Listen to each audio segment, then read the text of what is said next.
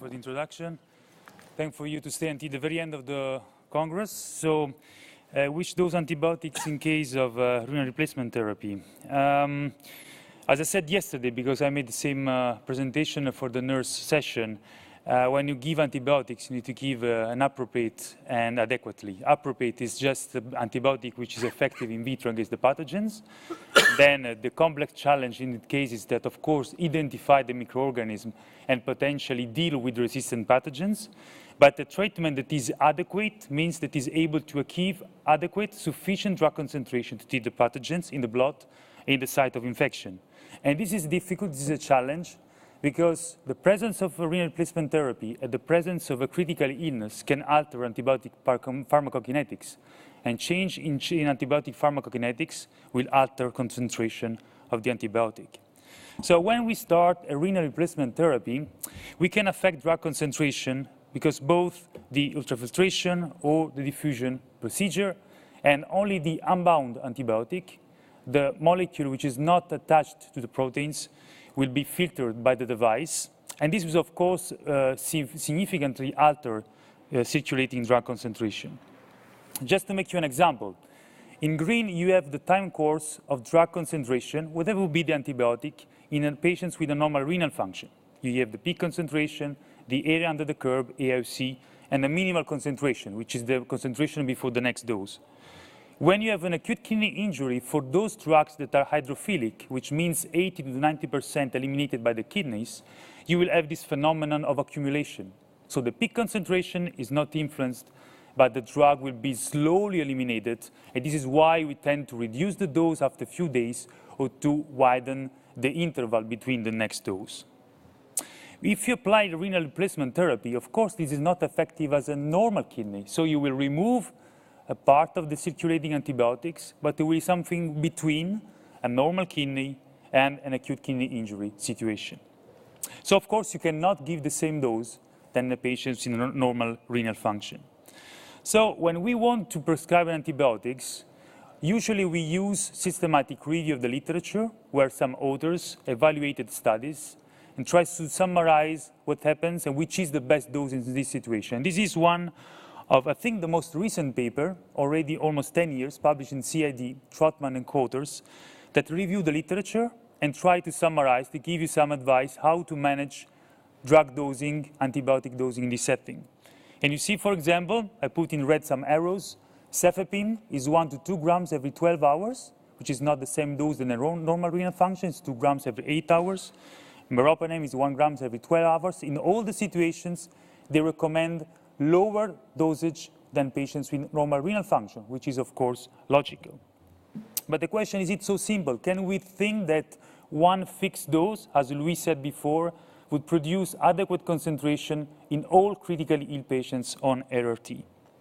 And in this study, an Australian group evaluated concentration of glycopeptides, beta-lactams, in critically ill patients. You see the number of patients that were measured was not very high, but the important findings from this study is that there was a huge variability. You cannot use a fixed dose and pretend to obtain adequate concentration in all patients. There will be huge changes, and there are some patients who will have sufficient drug concentration and some who would not. And whether or not this insufficient concentration can influence outcome of patients, we don't know, but this, of course, may have some influence, for example, on the occurrence of resistances.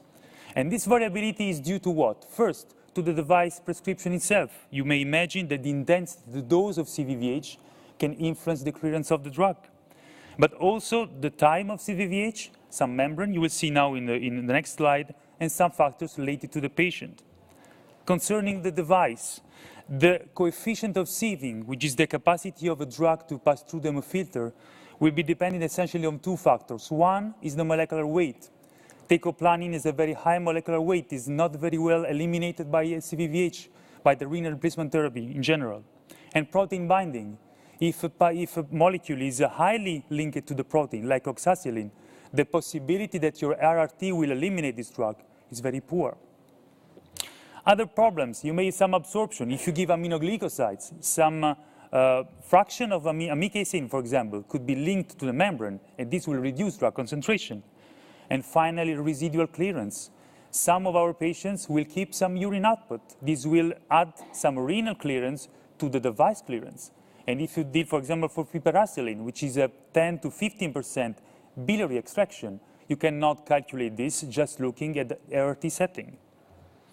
And the other point that can influence drug concentration is not the device, but the patient himself in the ICU. We will reanimate, we will give fluids to these patients to stabilize hemodynamics. This will increase the volume of distribution. Many of our patients have an increased body weight. An increased body weight can significantly, again, increase the volume of distribution. And the consequences are that drug concentration in blue, which is in healthy volunteers, normal patients with a less severe infection, compare with the patients in green who is critically ill, there will be a reduce of the peak concentration because the volume of distribution is increased. And is it important? Yes, because aminoglycosides are effective due to the peak concentration. So you have to increase the dose of aminoglycosides to achieve the same peak concentration than a patient who has less severe infection on healthy volunteers. And the time that the concentration are above a threshold of sensitivity, for example, the MIC coming from the lab, is lower because of these PK changes. Is it important? Yes, beta-lactams are effective because of prolonged time above the MIC. So if you reduce this time, the beta-lactam effectiveness will be reduced. So which are the consequences? How to optimize drug concentration? I will just take as example aminoglycosides and beta-lactams, and of course, many other things could be discussed for other drugs. You just increase the loading dose to immediately optimize drug concentration. The loading dose is independent from renal function. So which are the best doses? Which are the optimal doses? For beta-lactams, honestly, we don't know. What we have shown is that in patients with critical illness, without RRT, we need probably to double the dose of broad-spectrum beta-lactams to immediately achieve drug concentration. Whether this is true for patients in RRT today, we don't have real data in real measured patients. So I cannot say this is the truth, but this should be tested in future studies. Concerning aminoglycosides, as the dose is independent, the loading dose is independent of renal function, we have to give the same dose in patients with normal renal function. We have already published data that to optimize peak concentration, you have to increase amikacin dose to 25, 30 milligrams, kilograms of loading. And we have also shown that in a subset of patients with RRT, the first dose of amikacin is exactly the same in terms of peak concentration. We give a higher the standard regimen, 25 milligrams per kilograms, and we obtain in 70% of patients an adequate peak concentration, which means that in some of them you have to give an even higher loading dose. Of course, you may expect that RRT is not effective as a normal kidney. There is some accumulation, and if you want to give the next dose, you have to wait not 24 hours, like in normal situation, and maybe 2 days. So you'll be effective because you give the right dose to have the adequate peak, then you have to wait more time to give the following dose. What about optimize daily doses? You give the loading dose, and now to optimize the daily dosing. For beta-lactams, what we did is that we applied in our patients in Brussels the recommendation from Trotman and others, and we measured drug concentration. You have in green piperacillin, ceftazidime, cefepime, and meropenem, and this is the percentage of patients with adequate concentration to empirically treat difficult to treat pathogens, for example, Pseudomonas. And you see that the results are not very positive. Most of these patients are insufficient drug concentration. And because of a drug accumulation, the situation is much better after 48 hours. So in the early phase, the conclusion is that you cannot strictly apply the recommendation on the literature, but you have to modify a strategy, which means probably give unadjusted drug regimen, the same drug regimen that you will give in patients without RRT or AKI. Does it work?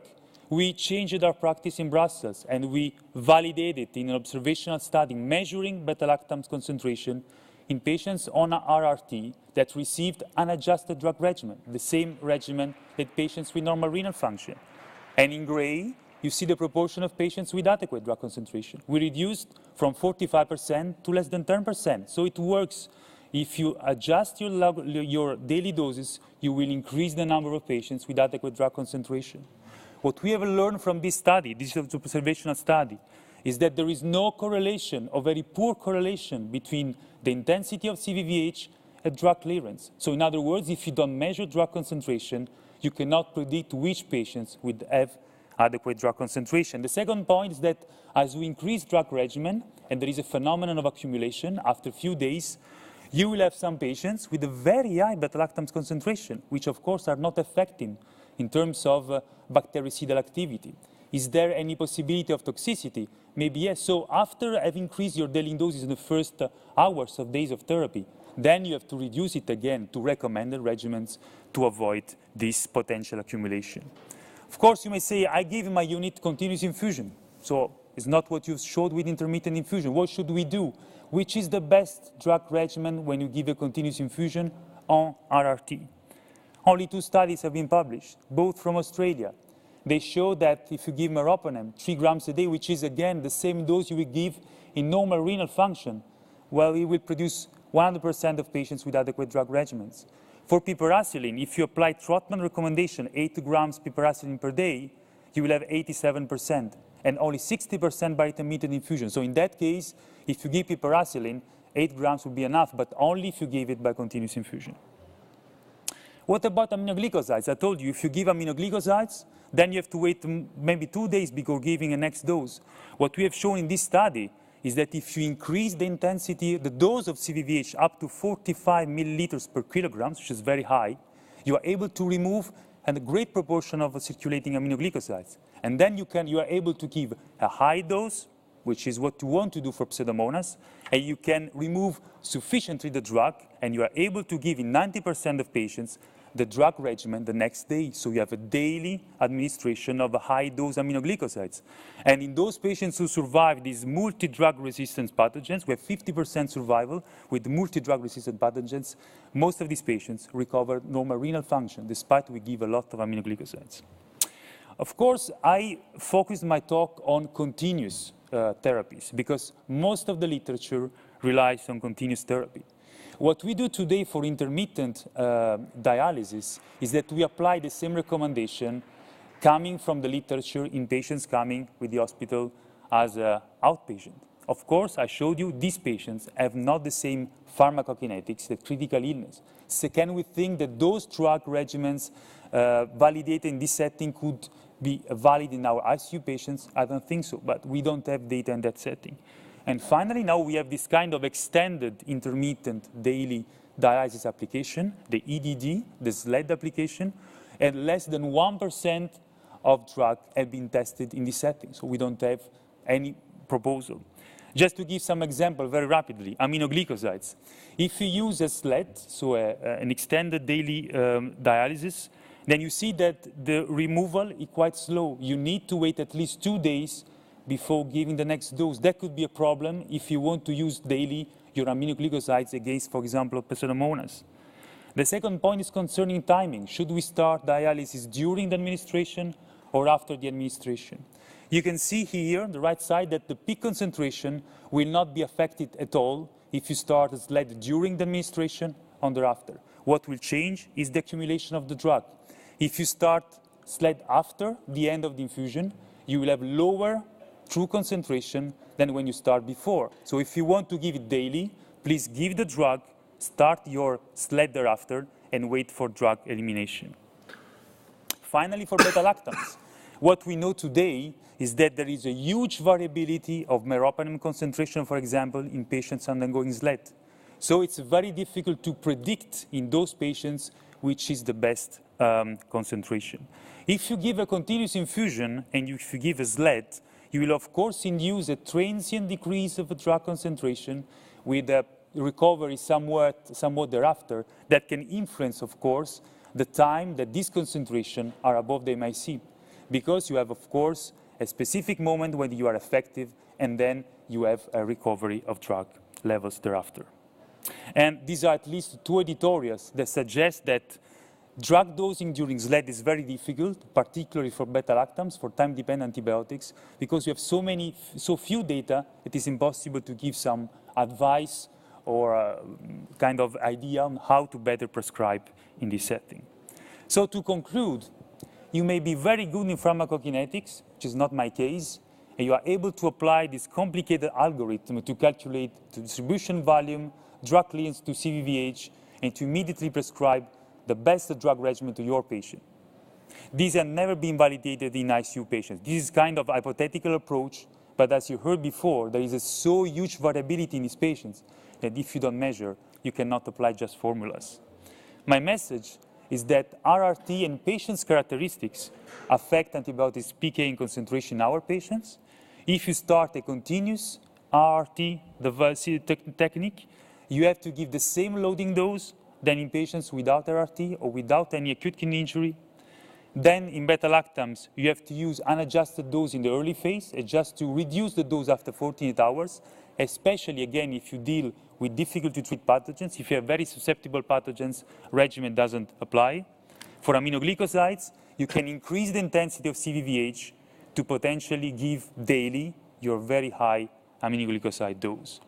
Finally, in case of SLED or intermittent dialysis, honestly, I don't know, because we have very few data in critically ill patients, and my fear is that we can deal with insufficient drug concentration if we just rely to this non-critical illness literature. So if you can, please do TDM to adjust your therapy. Thank you.